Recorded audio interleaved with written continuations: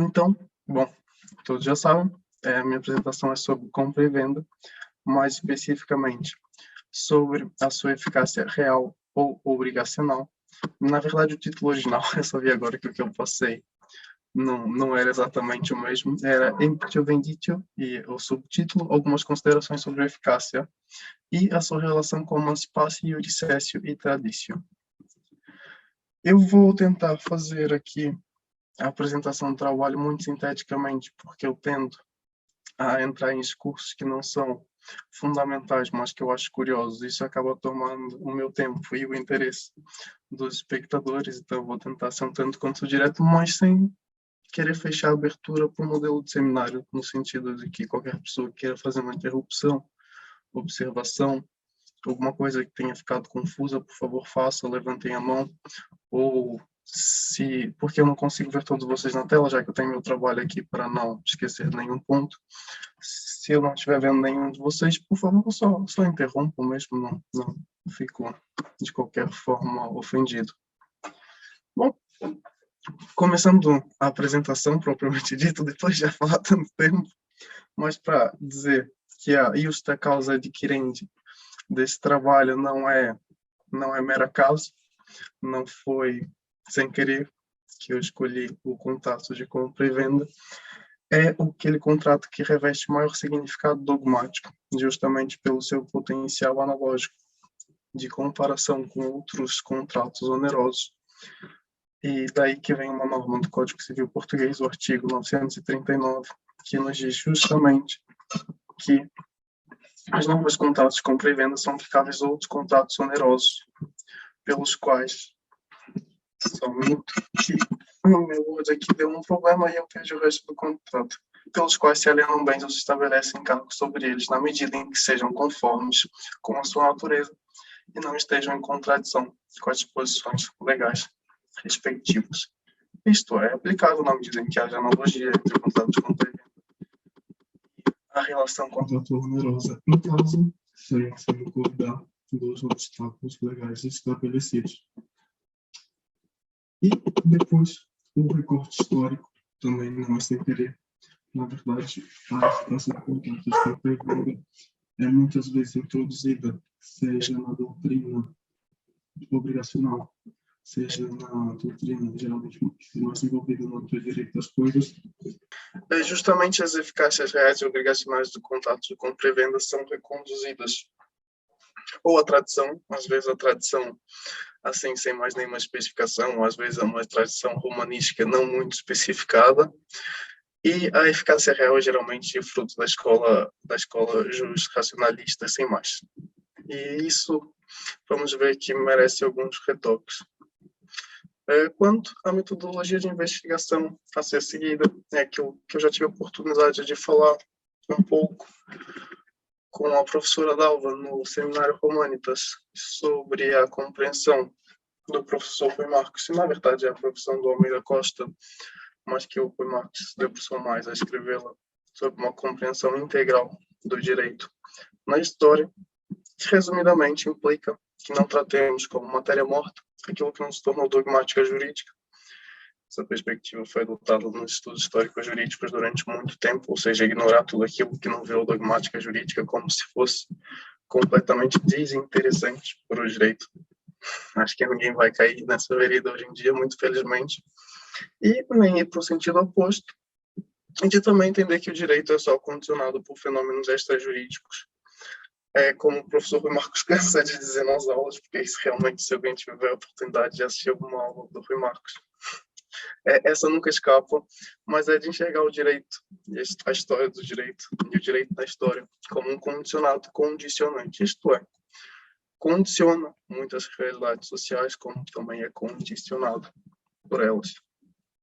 E assim, enxergar na história do direito uma ciência bifonte, que goza de todos os benefícios de ser uma ciência histórica, ao mesmo tempo jurídica, porque é engraçada uma imagem que o professor Rui Marcos traz no seu livro A Escola de Direito de Coimbra, ou a Faculdade de Direito, já não me lembro, Eu passo a bibliografia para alguém se tiver interesse, mas é sobre o ensino jurídico na escola de Coimbra. Se alguém tiver interesse, depois me pergunta, eu tenho aqui em casa esse livro. Mas era do historiador do direito como aquele estudioso que é considerado entre historiadores como um grande jurista, entre juristas como um grande historiador, ou seja, todo mundo reconhece algum mérito, mas ninguém quer trazê-lo para o seu campo. Não, ele é bom, mas é no campo dos outros. Não acho que seja bom assim, acho que os bons historiadores do direito são bons historiadores e são bons juristas. E acho que todo bom jurista tem que ser, em uma certa medida, um bom historiador. E acho que todo historiador também tem que ter alguma noção jurídica, porque volta e meia pegamos alguns atentados, assim, a história do direito em enfoques mais gerais da, da história. Bom, seguindo o que vai ser a minha apresentação, vou basicamente apresentar o contrato de compra e revenda, fazer algumas definições das coisas sem tentar entrar em muitos detalhes, porque sabemos o mare magnum, que é realmente a divisão das reis no direito romano, e com todos os problemas que podem surgir nisso, realmente tínhamos tempo para uns 20 seminários para discutir divisões das coisas, não é o meu objetivo. Eu queria apresentar apenas algumas essenciais e que são realmente fundamentais para expor os restantes de desenvolvimento. E depois vamos analisar o contrato de compra e venda no período clássico, no período pós-clássico e no período justiniano. No período arcaico vai ficar de fora, principalmente pela escassez de fontes que chegam até nós, e portanto havia um trabalho um tanto quanto especulativo, não era o intuito, inclusive é um trabalho que acabou por extrapolar um pouco o que seriam os limites normais num paper de mestrado. Infelizmente o professor David Magalhães não se importou muito com isso, mas bom, existem algumas propostas de periodização, mas acho que somos todos pacíficos em determinar como o clássico, que vai de 130 a.C. a 230 depois de Cristo, pós-clássico de 230 a 530 e o chileno de 530 a 565. Eu sei que existem outras propostas e algumas até acho alguns méritos, mas seja pela força da inércia ou pelo conhecimento geral, fiquemos com essas. E começar também com uma contraposição do contrato de compra e venda nos diversos códigos civis. O Código Civil Português diz contrato de compra e venda é o contrato pelo qual se transmite a propriedade de uma coisa ou outro direito mediante um preço. A sua eficácia é referida no artigo 408, que diz: a Constituição, transferência de direitos reais sobre coisas determinadas, dá-se por mero efeito do contrato, salvo exceções previstas na lei. E a gente vai ver que essa expressão mero efeito do contrato tem uma certa tradição na linguagem legislativa portuguesa, e ela acaba ficando para a consagração desse Código Civil de 1966, um tanto que por inércia e por oposição ao antigo sistema que já vinha do Código de Seabra. E depois temos o artigo 879, que diz repetitivamente, na minha opinião, que a compra e venda tem como efeito essencial a transmissão da propriedade ou da titularidade do direito. O Código de Seabra diz que o contrato de compra e venda é aquele em que um dos contraentes se obriga a entregar certa coisa e o outro se obriga a pagar por ela um certo preço em dinheiro. No que refere aos seus efeitos, o artigo 715 diz muito bem: nas alienações de coisas certas e determinadas, a transferência de propriedades opera-se entre os contraentes por mero efeito do contrato, sem dependência de tradição ou posse. Na versão do Código Seabra tinha essa especificação ao significado de mero, que sumiu no Código de 1966, mas o mero continuou a existir nos dois. Quer material, quer simbólica, salvo havendo acordo das partes em contrários, é como acaba o artigo do Código de Seabra. E quanto ao momento da transferência, o artigo 1549 do Código de Seabra diz que a coisa comprada pertence ao comprador desde o momento em que o contrato é celebrado. Bom, já vimos aqui uma certa continuidade no que é a regulação dos efeitos da compra e venda no ordenamento jurídico português.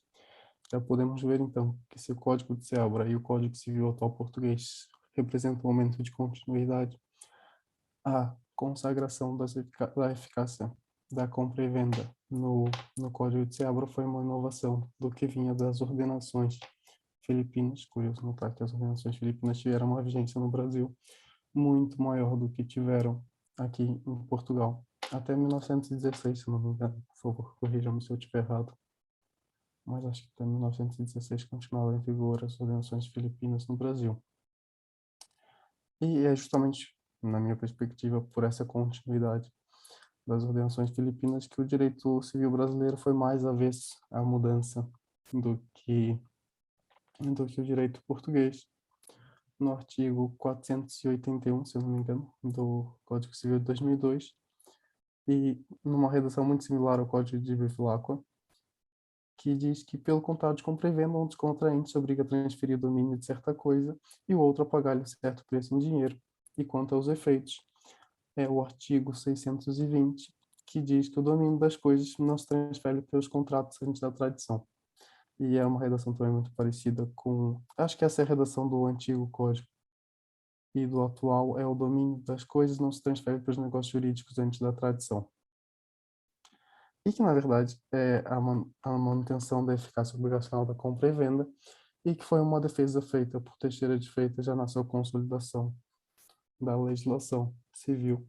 Por acaso, um aspecto curioso que o Moreira Alves escreveu um artigo no boletim da Faculdade de Direito de Coimbra sobre a importância da consolidação. Para quem tem interesse ou investiga tem algo, qualquer motivo. É curioso. É um artigo muito pequeno, eu cheguei a consultá-lo. Acho que não chega a ter 20 páginas. Bom, tenho mais algumas coisas aqui de direito comparado, não queria ficar chateando muito vocês com a edição ser mais um ponto muito breve, que é a consagração da eficácia obrigacional no Código Civil de 1804, até pela importância que teve essa codificação e aceitação de ideias da escola racionalista. E, bom, acho que todos sabemos da eficácia obrigacional consagrada nesse código e da importância do código para o movimento codificatório no geral, para aqueles que têm interesse pelo movimento codificador. Uma tese de doutoramento muito interessante que saiu da pena do meu professor de introdução ao direito, um dos meus primeiros professores, quem eu cultivo muito carinho, atualmente jubilado, o professor Mário Reis Marques. A tese de doutoramento, se eu não me engano, se chama A Codificação em Paradigmas da Modernidade. Para aqueles que têm interesse, é um tema interessantíssimo. E eu confesso que nunca estudei muito a fundo, mas já li algumas partes. Eu gosto da forma como o professor Reis Marques escreve, é uma pessoa muito didática. E, bom, vamos agora passar à parte mais romanística, mas ainda nas... Eu já vou aqui me estendendo no tempo, mas ainda vamos nos preliminares.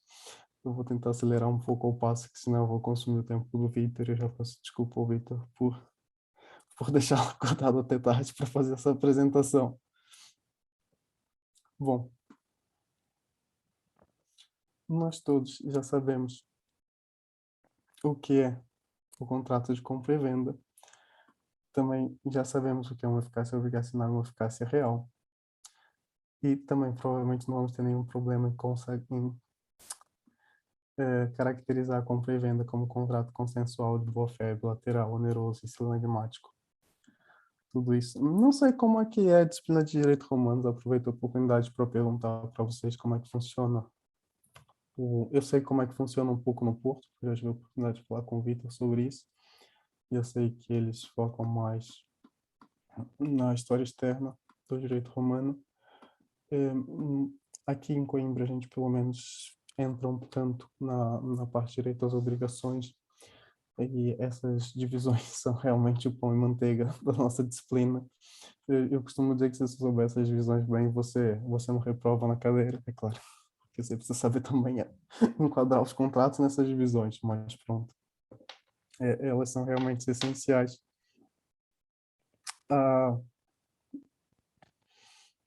A distinção das obrigações entre reais, verbais, literais e consensuais é uma das mais antigas que existe na história do direito. Já Gaides conhecia ela com uma ideia muito clara, o que é uma coisa um tanto quanto estranha para o pensamento jurídico romano. E foi adotada por por Justiniano e é consagrado no Corpus Juris Civilis. É aquilo que eu estava falando um pouco sobre o direito das coisas. O problema do direito das coisas é que as visões que foram consagradas no Corpus Juris Civilis não são tão pacíficas quanto essa, mas não querendo entrar muito em comparações que certamente demorariam algum tempo. Bom, contrato consensual. Temos aqui logo nas instituições justinianeias 3.22.1, mas se diz que nesses casos contrai a obrigação pelo consentimento, porque não há de maneira alguma necessidade nem de escrito, nem da presença das partes, e porque tampouco é necessário que se dê alguma coisa para se constituir obrigação, antes basta que consintam os que celebram o negócio. E o Ulpiano chega a justificar a justiça, não, a afirmar a justiça de um edito com base na fidei humana que subjaz o respeito pelo que foi pactuado. Aliás, para nós que frequentamos Romanitas, é interessante observar que fidei é traduzido com diversos significados por diversos autores nesse espaço. Talvez fosse uma coisa engraçada para a gente discutir no, no outro grupo. Bom, a contraposição entre contratos de boa-fé e contratos de direito estrito é uma contraposição do direito processual, mas que se pode ser extrapolada muito facilmente para as obrigações que surgem dos contratos. E isso é uma divisão relacionada essencialmente com o poder de cognição do juiz. Apesar de sempre os alunos daqui da faculdade memorizarem o respeito pela boa-fé nos contratos de boa-fé, eles esquecem que a divisão é realmente relativa aos poderes de cognição do juiz e não é um passe livre para se comportar completamente contra a boa-fé nas ações de direito estrito, é simplesmente uma margem mais restrita de cognição. E vamos ver que o fato de ser um contrato de boa-fé tem grande influência no que é o que fica depois consolidado para a história do direito como contrato de compra e venda, porque há muitos elementos, eu não sei se vou poder entrar muito nesse desenvolvimento, porque se calhar vou começar a tomar muito tempo, mas muitos elementos acidentais do contrato de compra e venda, alguns deles derivados de pactos acessórios a emancipácio. E para emancipácio valia a máxima de que tudo que era oralmente acordado junto com a emancipácio valia como valia, tinha uma eficácia real. E daí aparecem muitas das obrigações que constituem o contrato, tipo o sinalograma contratual, o contrato de compra e venda, tem uma origem, impactos, para dizer uma terminologia romanos. Bom, a onerosidade acho que não merece grande desenvolvimento, todos sabemos que é um contrato oneroso e também vamos saber que é um contrato sinalagmático. Tem aqui isso desenvolvido, mas não acho que é muito interessante fazer isso aqui, sendo que temos todas as noções. Umas considerações curiosas aqui, se alguém tiver interesse em qualquer um dos temas, ou simplesmente ler o que eu escrevi, por favor, peçam e depois eu envio com o maior gosto. Mas vou tentar me cingir o essencial. Eu já vou levando aqui um certo tempo e vou tentando fazer a carroça andar, senão daqui a pouco eu vejo é meia-noite, eu estou cheio de sono, não falei metade do que eu queria e não dei a voz ao Vitor. Mas bom, passando agora porque são algumas distinções das coisas essenciais para o tratamento do nosso tema. Vamos fazer só algumas distinções das coisas, nomeadamente res in commercio, res extra commercio, res mancipi, res nec mancipi, res mobilis e res immobilis. Bom, res in commercio e res extra commercio são um tanto quanto óbvias. Umas podem ser objeto de relações jurídicas patrimoniais, outras não. Curiosamente, notar que o direito de ser público tira as res do comércio. Isso é reservado por muitas coisas. O local onde é sepultado um cadáver passa a se tornar res religiosa e portanto, é retirada do comércio jurídico, mas as fontes, e isso por acaso por alguns autores até passa do lado, mas as fontes fazem uma distinção muito precisa sobre nesse âmbito, uma distinção entre fundos e locos, sempre se referindo que o que fica restrito ao comércio, retirado do comércio, é o locus, não o fundos. E às vezes a gente diz eu encontrei alguns autores que afirmavam que o que ficava fora do comércio era o fundos, Ao menos tenham sepultado um cadáver tão grande que ocupasse fundos todos, não me parece que fosse esse o caso. Bom, passamos agora para a distinção entre res mancipia e res nec mancipio. Também já é um tanto quanto conhecida para todos que estão aqui, muito felizmente, o que me escusa de alguns tantos desenvolvimentos. Apenas gostaria de referir que me parecem um pouco convincentes aquelas teses que propõem a identificação do mancipium com a propriedade e negam existir propriedade sobre esse res nec mancipio, e assim como aquelas outras teorias que identificam o mancipium como um poder unitário do pater familia sobre coisas e pessoas. Sobre as teorias que identificam o mancipium com o direito de propriedade, é curioso notar a posição do Max Kaiser, que diz que o direito de propriedade no direito romano arcaico não tem uma designação técnico-jurídica, e a própria ideia de mancipium, referindo agora sobre a segunda tese, como poder unitário do pater familia sobre coisas e pessoas, é muito difícil argumentar que esse poder tivesse a mesma extensão e tentar botar tudo isso debaixo do mesmo guarda-chuva parece realmente esticar uma expressão que tem um significado técnico-jurídico nas fontes um tanto mais restrito. O que nos chega essencialmente é que mancipium é o ato solene de transferência da propriedade das coisas mais importantes ou coisas mais permanentes, como os autores gostam de traduzir, que vem de uma passagem do Gaius 2:22. E sobre a...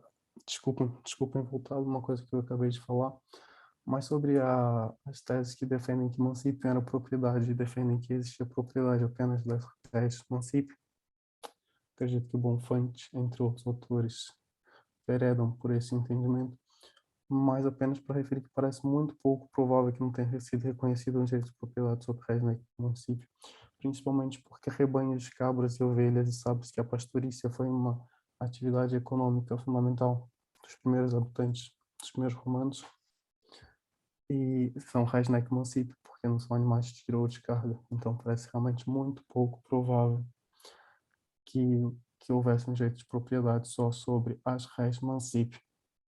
Bom, então assim ficamos que as res mancípios são os fundos e as casas a eles, que são integrados nesses fundos, situados em solo itálico, isso é importante mais, os escravos, os animais de tiro e cargos e as servidões prediais rústicas mais antigas. E isso aqui temos uma pequena, diria que divergência, apesar de muitos autores não tratarem como uma divergência, mas quase sempre eles dizem que nas antigas servidões prediais rústicas, aquelas que são res mancípios, são a via, o ítero, o actus e o aqueductus.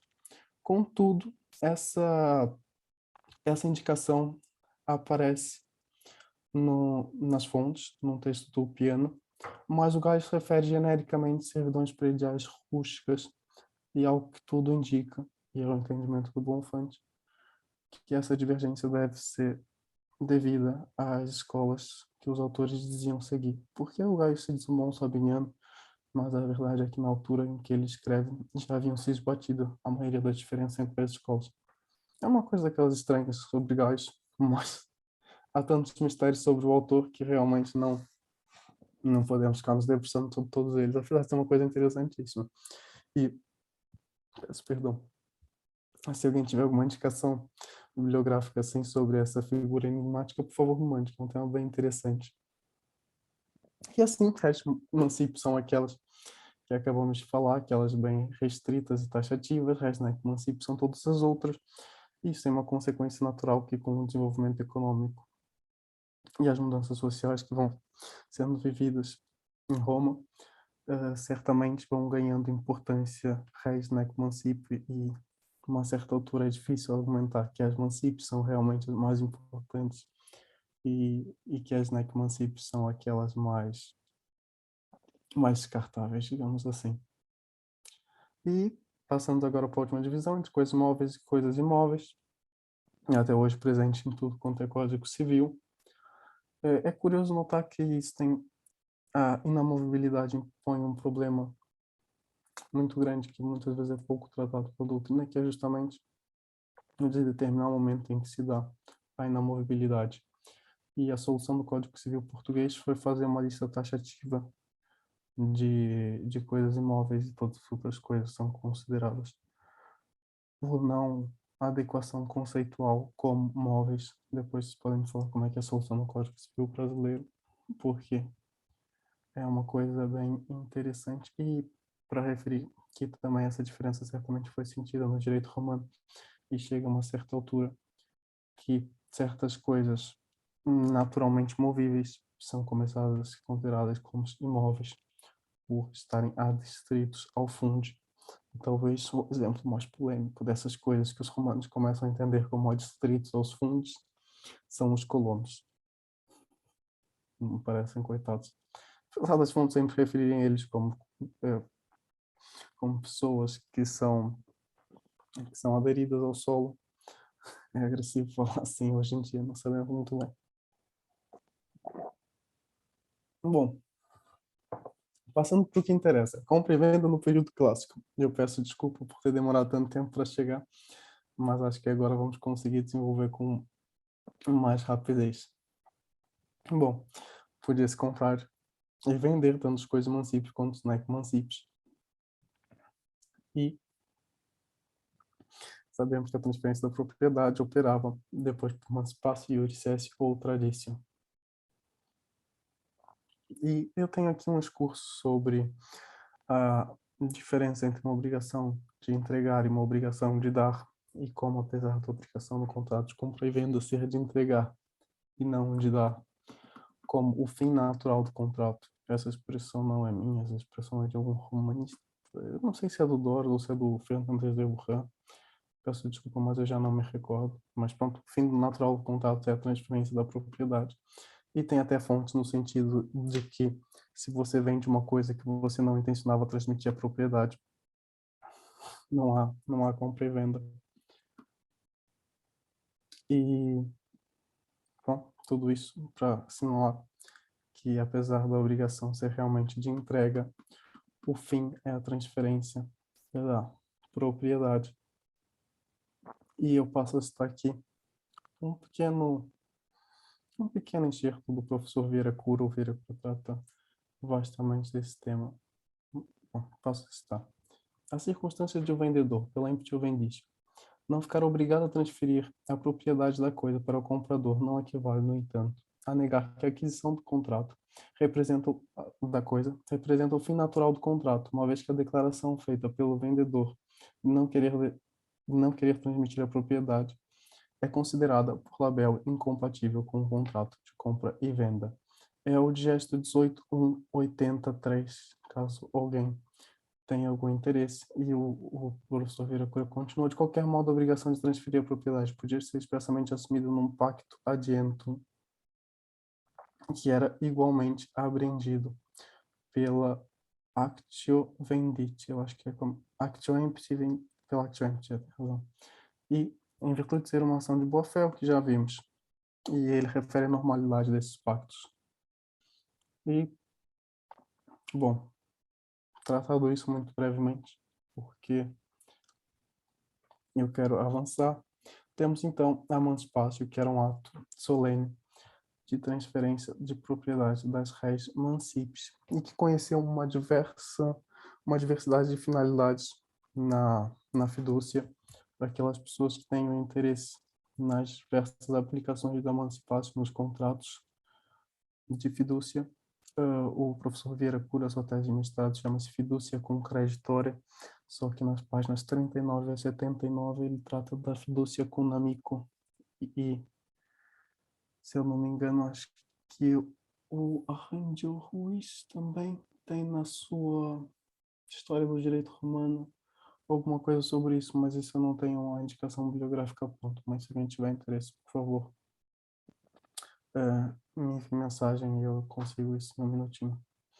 Bom, o processo da emancipação é conhecido na presença de 5 testemunhas e mais um cidadão romano púbere. Esse mais um, que era o libripens, que segurava uma balança, e que no período em que a emancipação era uma compra e venda verdadeira, era quem ficava responsável por atestar a qualidade do bronze.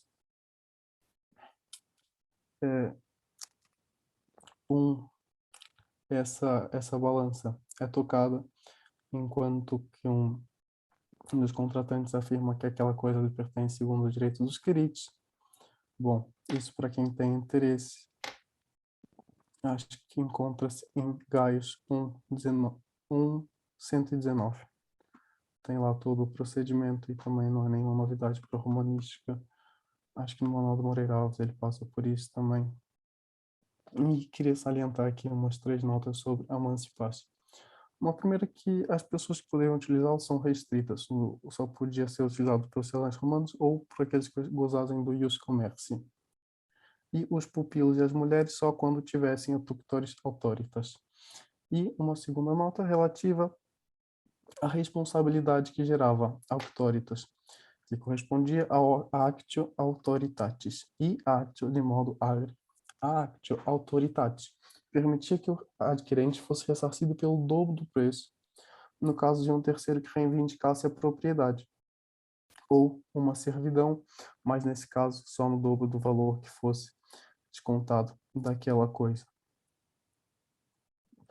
E no caso do município Dantes não tiver prestado assistência judiciária, ou no caso tivesse investigação do mesmo modo. E a actio de modo agri, que protegia o município acipiens, no caso do município Dantes ter mentido sobre a extensão do fundos. Então vemos aqui como responsabilidade por evicção, na verdade, tem as suas origens na emancipácio. E depois é que ele vai se tornar um elemento natural do contrato de compra e venda. Isso é uma coisa que eu acho fascinante. Não é assim profundamente explorado. E por acaso é um tema interessante, fica a provocação para quem quiser entrar nessas veredas, mas certamente essa origem histórica está muito bem localizada, como ela foi sendo assimilada pelo contrato de compra e venda, aparentemente, como qualquer cláusula acessória, foi sendo usual no tráfico jurídico, até tão usual que foi sendo considerado elemento essencial do contrato. Quando é que apareceu a primeira consolidação, a primeira fonte que dizia que era um elemento essencial e já não acidental do contrato? Não sei, é um tema realmente eu achava interessante. Pronto, temos a iure cessi, que também era uma forma de transferência de propriedade que funcionava para as coisas mancipes ou nec mancipes, mas provavelmente nunca foi muito usado para transferência de coisas nec mancipes, justamente porque implica um procedimento muito mais embaraçoso, nomeadamente a presença do magistrado, do que a tradição, que sem dúvida é a forma mais simples de transferência, mais simples em termos materiais, porque no que foi a sua aplicação dogmática revelou desenvolvimentos muito interessantes, mas em termos materiais era a forma mais fácil que havia para um romano transferir a propriedade de uma coisa. Uma pequena referência aqui que também me compete fazer, que e isso relativo a um certo desuso da iure cessi, é que ela, por um lado, era muito mais embaraçoso que a tradição e, por outro lado, oferecia muito menos proteção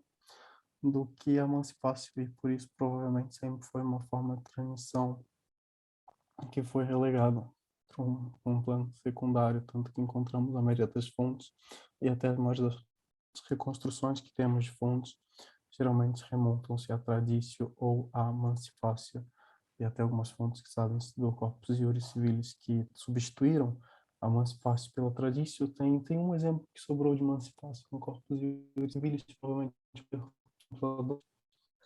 Eu acho que o Álvaro Dós fala disso. Nada de interessante, simplesmente uma omissão, mas está lá, aparece emancipação no Corpus Iuris Civilis, apesar de também ter encontrado autores que diziam que não. Mas, bom, temos essas 3 formas de transferência da propriedade, explicadas de uma forma muito sintética, e já que já demorou algum tempo, peço desculpas. Mas temos aqui um problema grande, que é o que acontece se alguém compra uma res mancipa e faz tradição dela.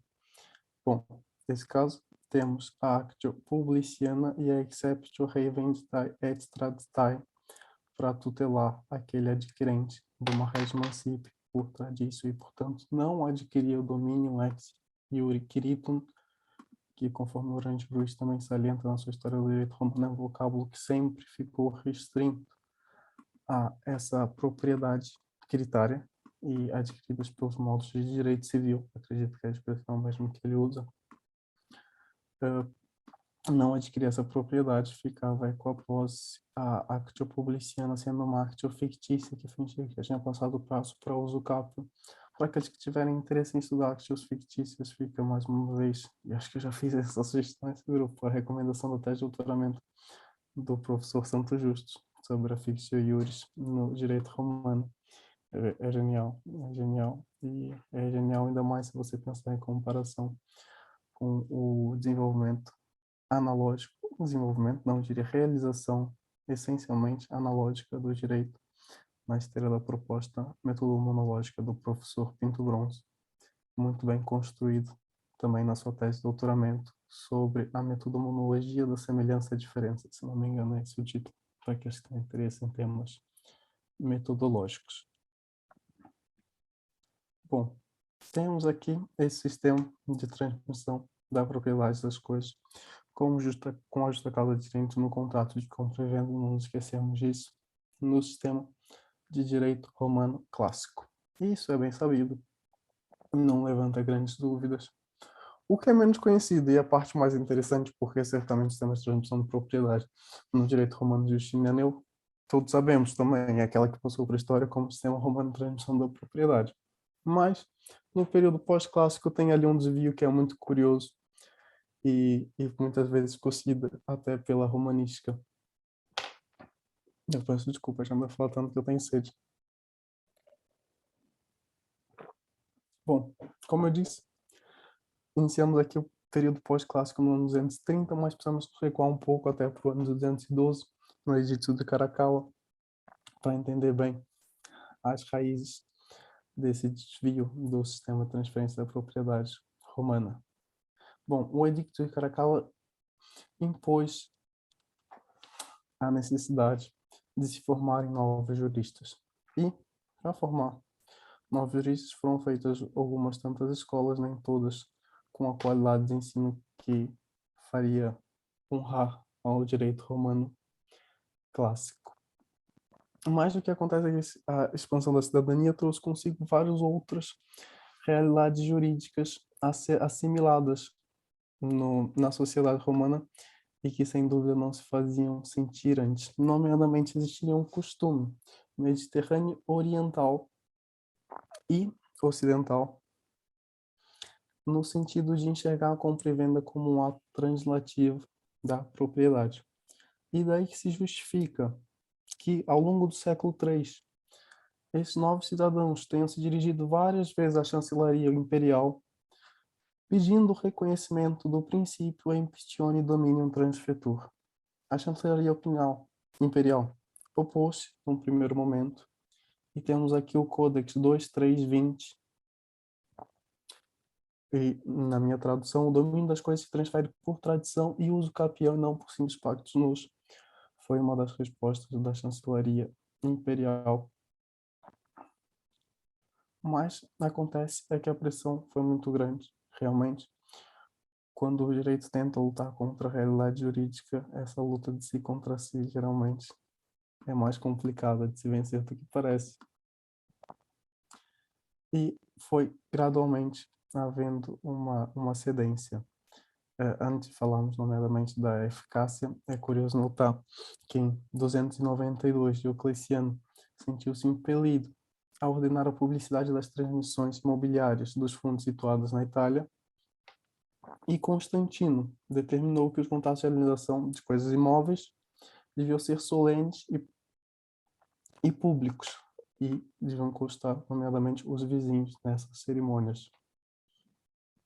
Mas a metamorfose da compra e venda de um contrato obrigacional para um contrato real opera-se seguramente entre os anos 321 e 333, em que surgem algumas constituições imperiais, que são, sem dúvida, suficientes para afirmarem que vem-se a reconhecer o domínio que já havia há algum tempo sendo reivindicado pelos novos cidadãos do Impestione Domínio Transfetur.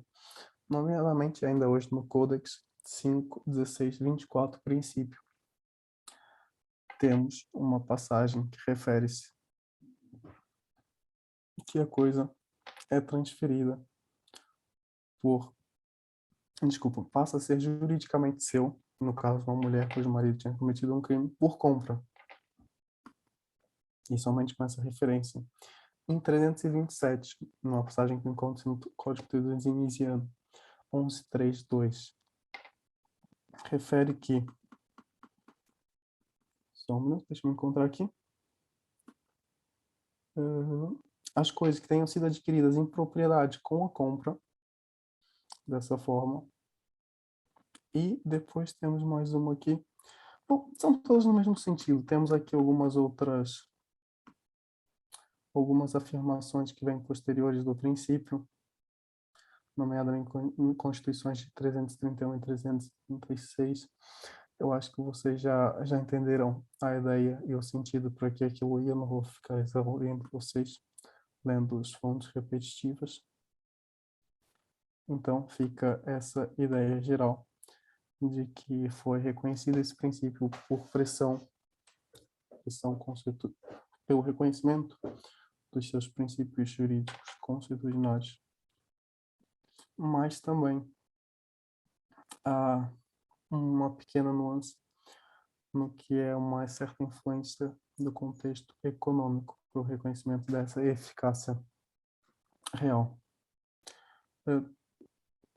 Nomeadamente no fato de que aqueles costumes entenderem que a transferência só se operava se o preço tivesse pago, e não foi esse a consagração que nós encontramos na Constituição Imperial, e nomeadamente pelo entendimento da maioria da doutrina, porque havia-se um grande período de inflação monetária. Então, provavelmente, o preço era sempre cobrado no momento que era celebrado o contrato, porque perdia muito valor depois, por ordem de compra. E sendo assim, o que merecia, ou o que carecia de mais tutela, era o lado do comprador, que realmente via-se privado da coisa se não tivesse havido o ato de transferência da propriedade, e, como vimos com aquelas constituições, deixou de ser necessário. Ele podia, assim, reclamar a coisa por reivindicação, o que facilitava tantas coisas para o seu lado. Também não querendo entrar muito nesses desenvolvimentos, porque eu já confesso que eu ter feito minha apresentação em 20 ou 30 minutos, eu acho que já estou aqui falando há 40 minutos, então eu vou acelerar a marcha mais uma vez. Eu já fui aqui da primeira para a segunda, para a terceira, e não sei se tem muito mais marchas no meu carro. Mas também queria referir no período pós-clássico a assimilação dessa mudança de perspectiva sobre transferência da propriedade na literatura jurídica da época, e nomeadamente na Epítome de Gaius e na Interpretatio Pauli Sententiae, as duas. A Interpretatio das Pauli Sententiae mais explicitamente, e a Epítome de Gaius, nomeadamente pela omissão das referências à Emancipatio e à Traditio, mas que acabam também por assimilar essa diferença de perspectiva. Um aspecto curioso é que, quando são publicadas essas obras, já havia o requisito do preço para a transferência da propriedade. Isso eles assimilam muito rápido, porque há uma certa desfasagem entre um período em que saem aquelas constituições imperiais em que eu tive a oportunidade de ler para vocês, e o período que essa alteração da eficácia de contatos com pré-venda assimilado na doutrina. Ele só é assimilado nessas duas obras, das fontes que nos chegam, e ele é assimilado ao mesmo tempo em que é assimilado o requisito do preço como requisito essencial para a transferência da propriedade. E é curioso notar que o preço foi reconhecido como elemento essencial para transferir a propriedade alguns anos antes dessas obras. É curioso, não me perguntem, porque um aspecto teve uma assimilação imediata e o outro uma assimilação um tanto quanto tardia. E eu queria deixar do período pós-clássico sublinhado, e relacionando com aquilo que eu mencionei no início sobre a necessidade de formarem novos juristas. Perspectiva, eu diria que um tanto quanto minha, mas que, na minha visão, me parece extremamente adequado para juristas com uma formação rápida, não muito profunda, extremamente vulgar e muitas vezes misturando muitos conceitos e institutos. Um sistema de transmissão da propriedade simples, como foi o sistema de transmissão da propriedade no direito romano pós-clássico, nos casos que a justa causa adquirente é o contrato com prevento. A eficácia real é realmente, em termos dogmáticos, um tanto quanto mais simples, do que aquele sistema que implicava atos que variavam conforme a natureza da coisa.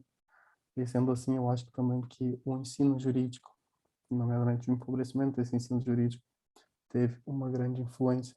Não diria que foi a principal, mas certamente um dos vetores a serem considerados naquela assimilação da eficácia real de contatos com pré-venda.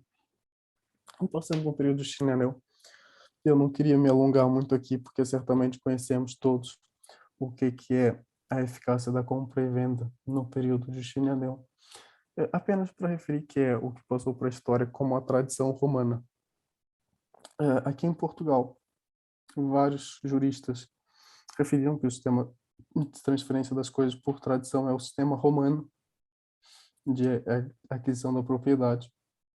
E juristas como Coelho da Rocha, Galvão Teles e Henrique Mesquita, não sei se são muito conhecidos aí, por acaso ficaria curioso de saber, porque aqui são todos bem reconhecidos, principalmente Henrique Mesquita, na sua visão atualmente dos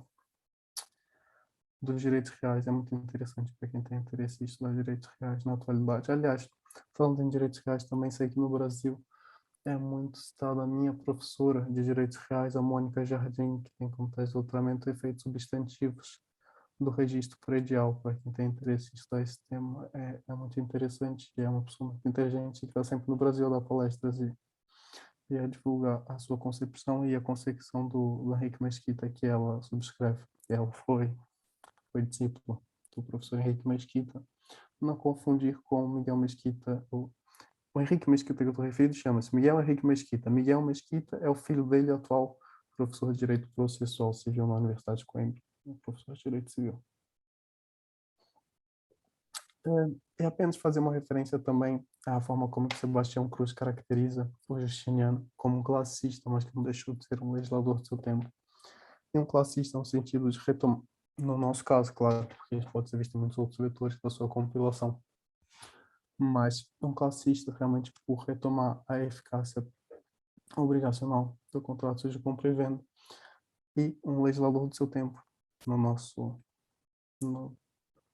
dentro do nosso tema, justamente em abolir aquela divisão das res mancipio e res nec mancipio. E tem algumas constituições interessantes sobre isso, mas também não quero perder muito tempo, porque eu já estou trazendo aqui tudo para o Vitor. Mas sem dúvida já não havia espaço para retomar aquela divisão, principalmente do que eram os fundos situados na Itália, nos solos provinciais. Isso realmente era muito complicado, até porque já haviam sido atribuídos impostos aos fundos itálicos, o que era alguma coisa completamente repugnável ao que foi o domínio ex iure critum, pelo menos o mais perto do ordinário que as fontes nos trazem.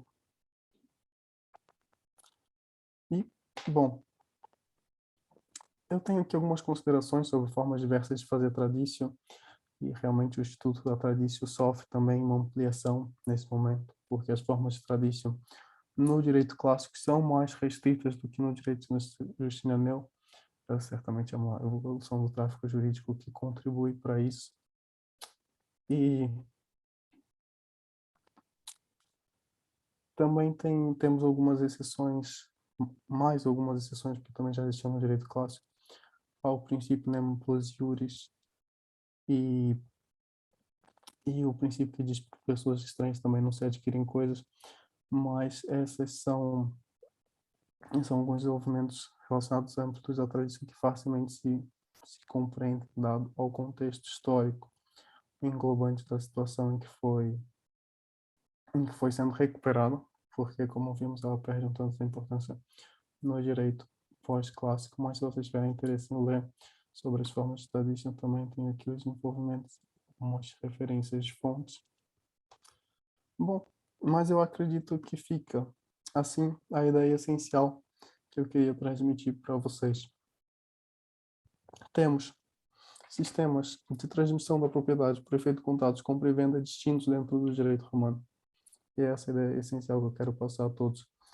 Muitas vezes é referido que no direito romano sempre existia uma eficácia obrigacional e que os racionalistas inventaram a eficácia real, justamente por conta das suas construções sistemáticas em que apareceria como uma subsunção à eficácia real, o professor Vieira Cura tem alguns estudos muito interessantes em que ele entra no que foi realmente a construção racionalista da eficácia real, e tem algumas coisas muito interessantes e partes refutáveis, na minha opinião, pelas concepções das quais derivam.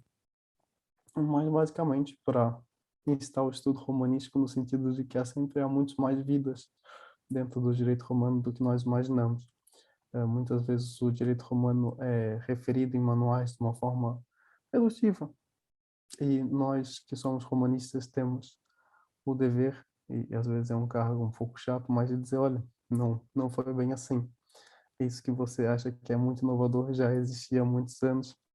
Eu sei que aí no Brasil você já tem o, o Instituto da Alienação Fiduciária em garantia há algum tempo. Não sei se vocês usam exatamente a mesma expressão, mas foi recuperado no direito português há muito pouco tempo por transposição de umas diretivas da União Europeia. E é a cara chapada da fidúcia com creditória romana. E certamente as eficácias reais e obrigacionais também não variam muito do que foram as suas consagrações no direito romano, principalmente pós-clássico e Justina Neu. Acho que não vamos voltar a ver uma distinção entre res mancipe e res nec mancipe tão cedo numa sociedade, mas fica essa ideia de que há muitas mais vidas e realidades jurídicas no direito romano do que um não romanista consegue imaginar, e muito além, muitas vezes, do que os próprios romanistas podem imaginar. Bom, muito obrigado pela atenção, um agradecimento especial ao Bruno por dar essa oportunidade de conversar sobre temas que nos agrada tanto, e fiquem à vontade para pôr em questões